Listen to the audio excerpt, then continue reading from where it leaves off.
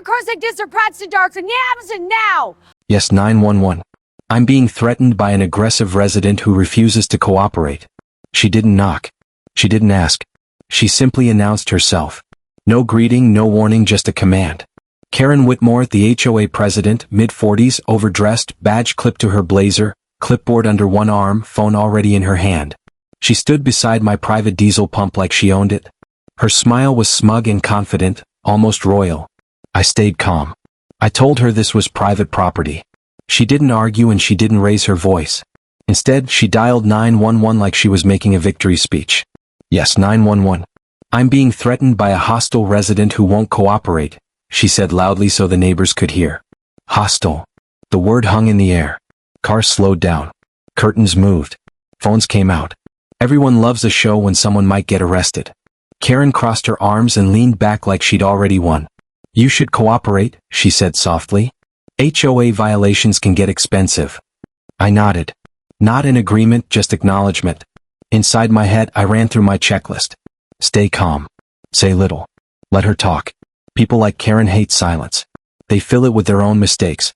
She began pacing, heels clicking like punctuation, raising her voice for the audience. Community property misuse. I warned you. You brought this on yourself. The sound of sirens started in the distance.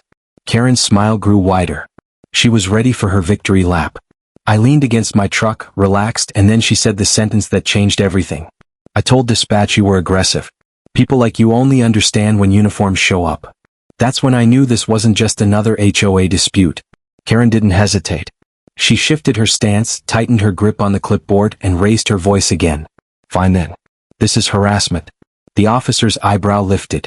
Calm, professional, watching her unravel without interrupting. She's been intimidating the neighborhood, Karen said, pointing at me like she had uncovered a crime. People are scared to speak. No one spoke. Phones hovered in the air. Silence answered her accusations louder than words. I stayed still, hands visible, voice steady. I haven't spoken to anyone except her. Karen snapped toward the officer. See? Manipulative. Exactly what I warned you about. The officer stepped slightly back, widening the space between us. A controlled, deliberate move. Ma'am, he said evenly, I need you to slow down. Her eyes narrowed. Are you taking his side? I'm the HOA president. I enforce the rules. I need your ID, he replied calmly. Karen blinked. Why? Because you made the report, the officer said, and your story keeps changing. Her fingers tightened around her purse strap. Neighbors leaned forward. She handed over her ID like it was an insult. This is ridiculous, she muttered, confidence starting to crack. The officer stepped aside and spoke into his radio. That moment, that radio call, was when control slipped away. Authority pauses even for loud egos. Facts begin to talk. Silence stretches. And Karen didn't like how it sounded. I watched her calmly, knowing the next few minutes would shift everything.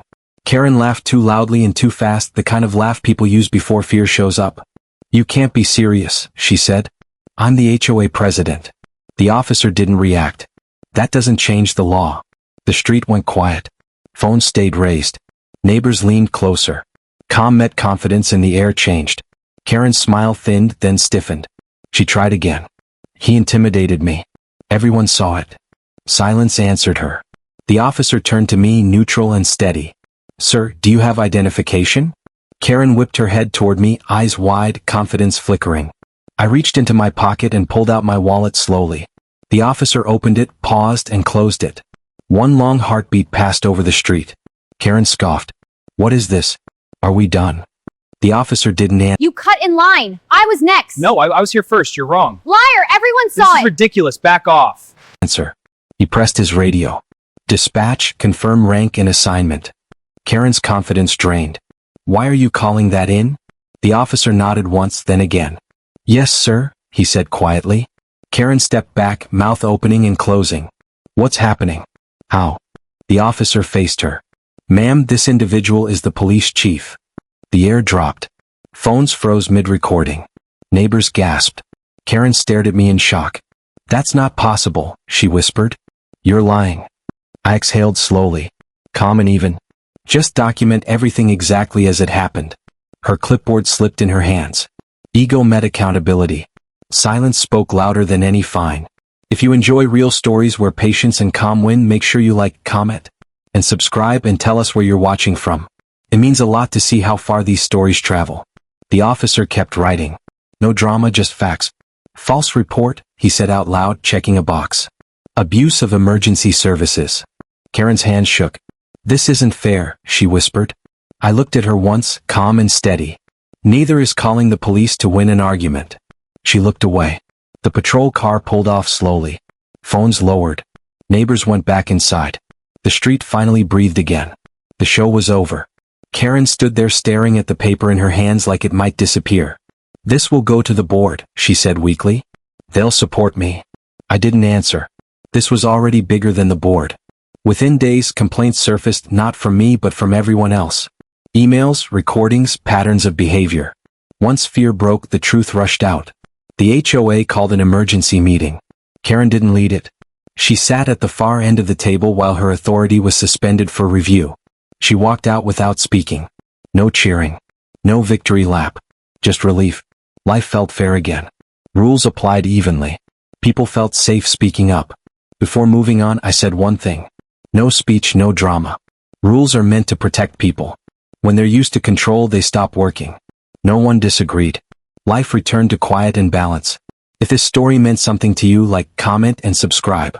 Share it with someone who needs to see that patience, facts, and calm always win. And tell us where you're watching from.